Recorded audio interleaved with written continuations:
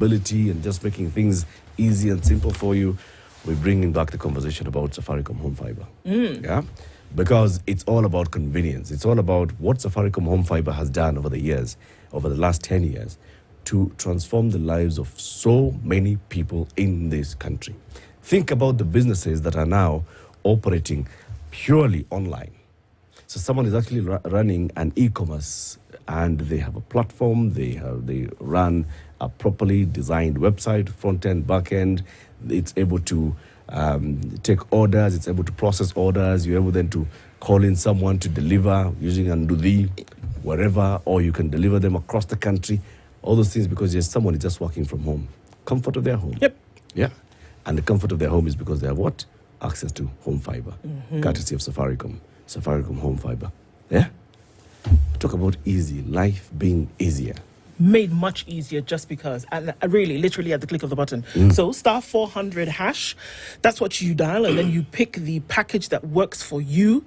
And Safaricom is dedicated to making sure that you can actually have better speeds, higher speeds, adding to the speeds in this season, and making sure that your work is uninterrupted and talking to you all through the way. Yes. And if you're running a small business at home, and then you're also looking at how to get things easier for you as well, think about also your financial services and transactions also made easier. Okay, so you have access to fast speed internet, and then you also have access to Loop, the lifestyle. What's Loop? Loop is actually a lifestyle. It's an app that essentially connects everything that you do into one space at one time. Pay your bills, set up standing orders, take an overdraft, apply for a loan, advertise with your business, talk to anybody that you need to within that atmosphere to make sure that you don't have to move from point to point, but that you can loop all your activity in one place at one time. Download the app and experience the lifestyle that makes it much easier for you to connect all your activities in your life in one place at one time. Yep. Download it today, and you know what? We could give you 2,500 shillings on your account to allow you to continue transacting. Kabisa. It's Friday, as you know. Every Friday we strive to have a Health Friday conversation. So our Health Friday conversation today is going to be about cerebral palsy. How much do you know about cerebral palsy? For the next 1 hour, if you didn't know, you're going to know a lot. If you knew, you thought you knew, then you're going to know a lot more. We are joined by Dr. Michael Mwangi. He is an occupational therapist at the Mombasa Road Hospital, and Josephine Kamene, who's an advocate for equal healthcare rights. Josephine, Daktari, good morning. Morning.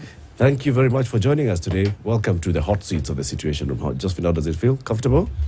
Yes. Very good. Comfortable. Doctor, you're also comfortable? I'm comfortable. Very good. Thank you. Now, how we start the show always at the beginning of every hour is we have guests, we welcome the guests, we give them a very nice warm seat, and then we give you an African proverb.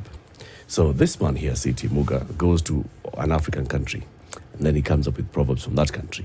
So, for example, this week he's been in which country, City? Gambia. The Gambia. The Gambia. Yes. So your job, Dr. and Josephine, listen to the proverb and then think, what does the proverb say to you? What's your interpretation of the proverb? All right? You're never wrong. City? Yes. A leopard that visits you is the one that kills you. A leopard that visits you is the one that kills you. Dr. What's your interpretation here? Well, I would think that when you talk about a leopard that visits you, it's the one that kills you. I would think that it's the situation that you find yourself in probably is what makes you what you'll be next. I think.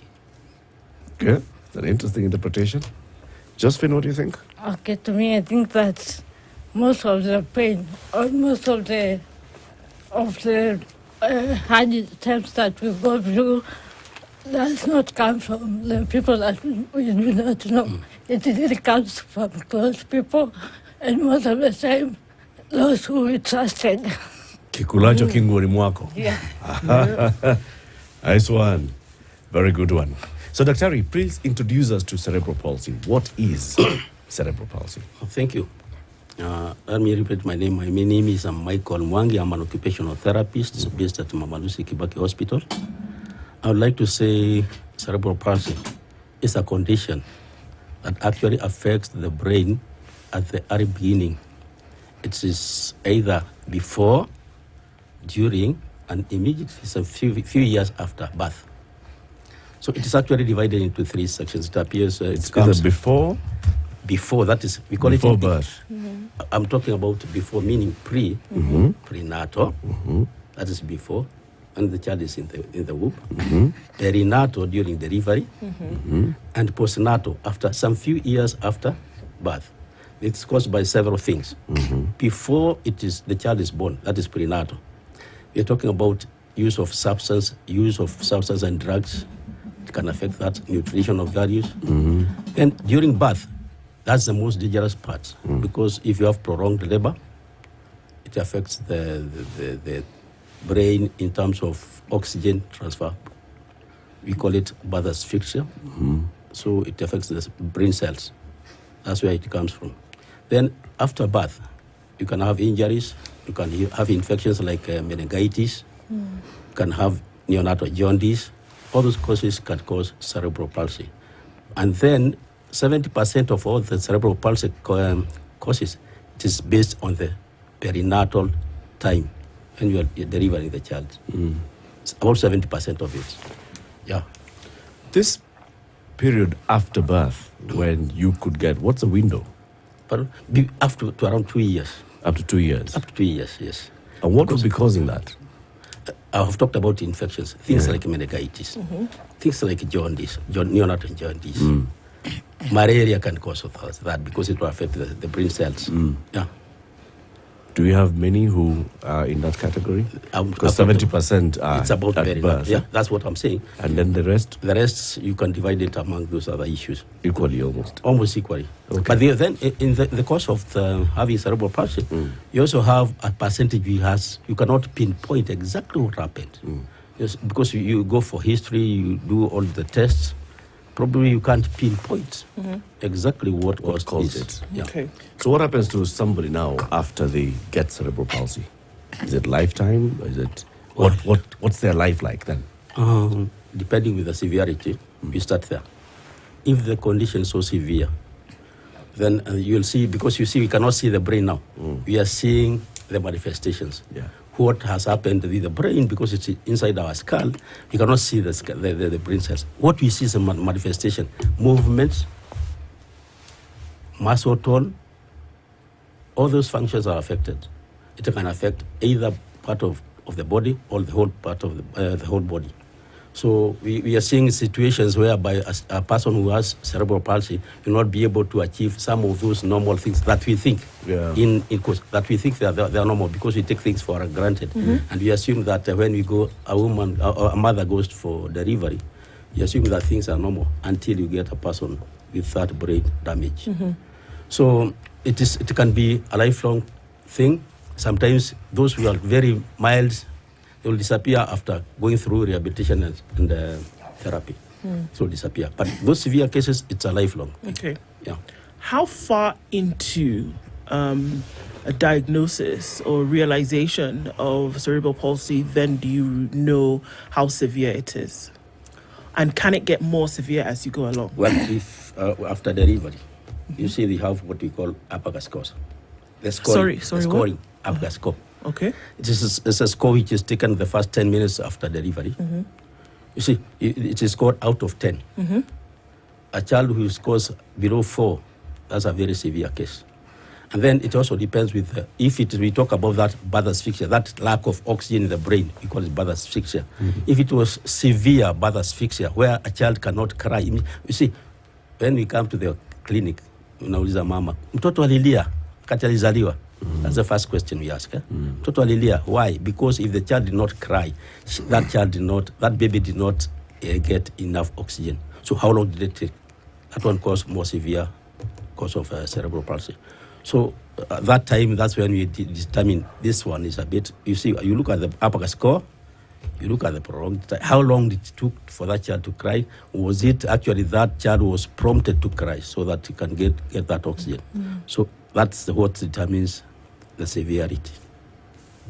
Talking about cerebral palsy, everything you've said and given the diversity of how it manifests, I would I be wrong in saying that you can then typify them and say the different types of cerebral palsy? Exactly, yeah, the different types. And also depends on the where the actual damage occurred in the brain. Because you have about four types of cerebral palsy.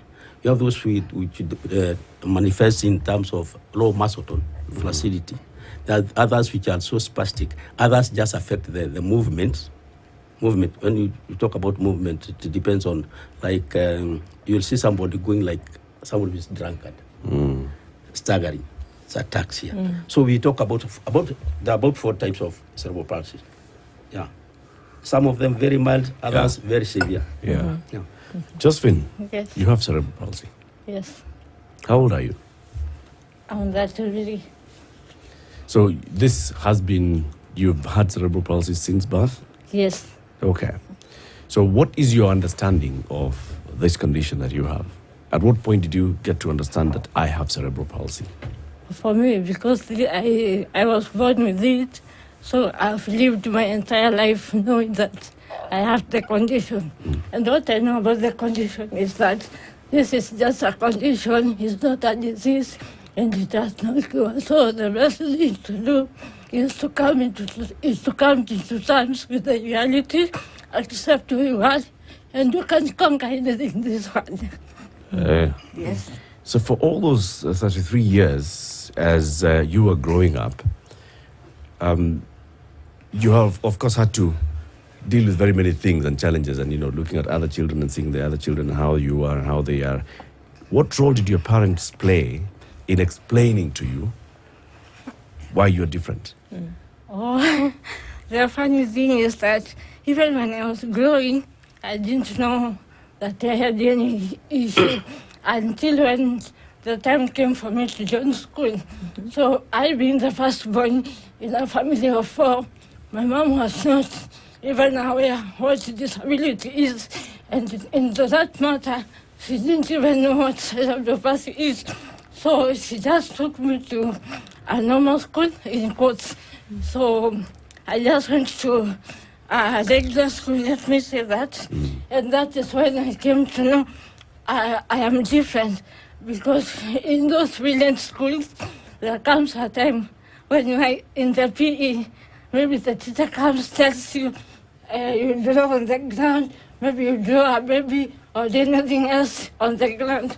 So I could see others doing it with their fingers, but when I tried to do the same, I could not do it. And that is when I came to know then I am different. And from that, it was now, I didn't feel bad or maybe hide myself.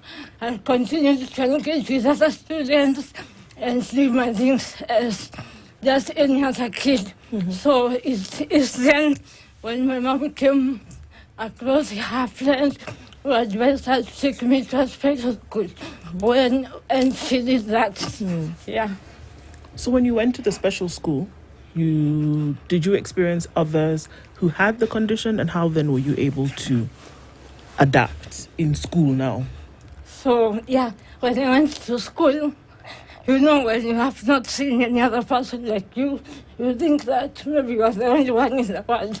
But when I went there, I was so, is it shocked or surprised? I saw people severe than I was. And so I just remember then my mom telling me, hey, where that is not after seeing the rest. Yeah, so I came to know many people with different abilities, and also those who are severe than I was. Yeah. Is it that your mom did not know when you were young, 1 year, 2 years, 3 years, before you started going to school? Is it that your mom did not know? I'm sure you've had conversations with her since then. Is it that she did not know at all that you have cerebral palsy? She knew that I had an issue, but she didn't know that this is cerebral palsy. Yeah, because, when the time came for me to Kutamba, I did not. I was using my back to close instead of using my hands. So she knew I had an issue, but she didn't know this is cerebral palsy. Yeah. Dr. Mongi, is this common? You that see, a parent would actually get a baby, go home, take the child, of course, for immunization clinics visits, and still doesn't have information. One thing, this is a big problem we had previously, and the awareness was not there. So when you take your baby for your immunization, then you get probably a nurse who has not gone through that booklet. In that booklet, if you go through the booklet, the MCH booklet, you'll see a page where we have indicated, which is dedicated on how to identify early identification of disabilities. Look at those things. Look at the physical, so that you can be able to refer. Those REDs, that problem was there. But I think apparently, as per now, not so many people go through the MCH for about a month or 2 months and fail to understand that my child, despite the fact that I don't know whether it is CP or anything, is something which is wrong, and then refer. Dr. Mongi, let me ask you this question. Yes, please. There is this manual that is available to health practitioners in maternity hospitals. Yes. And am I to understand that everyone who is in that hospital and who provides healthcare is supposed to understand the contents of that book? I would say you have used the word supposed. Yes. And we are supposed to know, every one of us. And that's what I've said, because probably I work in the public sector. Yes. And most of the times you'll find somebody, one person, one health care provider addressing, say, about 100 people. 1,000, you expect the workload becomes a bit too much for her or him, such that there's not that time to go through that thing and go checking every other thing. You come here, injection, go home. That's the problem we have. But all healthcare providers should be aware, and they are supposed to be aware that they are supposed to screen. Just screening, meaning you just go through the weighing, asking some few questions, and then knowing exactly what is supposed to happen at what time. Because as she has said, she did not crawl. So those are some of the things that we see with the cerebral palsy. The delay in their developmental milestones. You see, somebody is supposed to know that at the age of 3 months, a child should have head control. That is, you're able to raise your head and be able to look aside, naangalia. So if that is not happening, please, you're supposed to refer to the right people. See, a pediatrician, an occupational therapist, that kind of people, so that the earlier, the better, because the intervention becomes better. At Mama Lucy, how many occupational therapists do we have? We have 7. Okay, how many patients do you see going through the system in a day? In occupational therapy or in the hospital? No, in the hospital. More than 1,000 per day. More than 1,000. Okay. Patients come walking and out. Facility? Yes, in that facility, more than 1,000 per day. And of these people, how many of them require the services of an occupational therapist? There are so many, but probably some of them will disappear in between because somebody did not identify that thing. But as we speak now, what we do is that we do early screening, more so in the maternity and then BUs, neonatal units, so that we are able to identify those kids as early as possible. Yeah. But the problem is we have that we have a very big workload. Yes, which is a challenge. So ideally, what is supposed to happen is, as the mother brings the child for this immunization clinics, there are some questions that the mother should be asked by the healthcare practitioner. And when the healthcare practitioner notices something, then they should know that there's an issue. Yes. What should they do? The first thing, that if you realize that is something that is not wrong with that child, that baby, the first thing that you're supposed to do is to refer. You have, from the baseline, we have the clinic officers trained in pediatrics. That's the first step.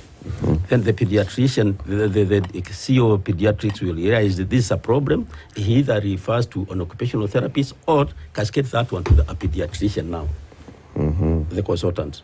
So that condition is identified, further investigations are done, and then the referral system should be the best thing. And at this stage, what information is the mother being given?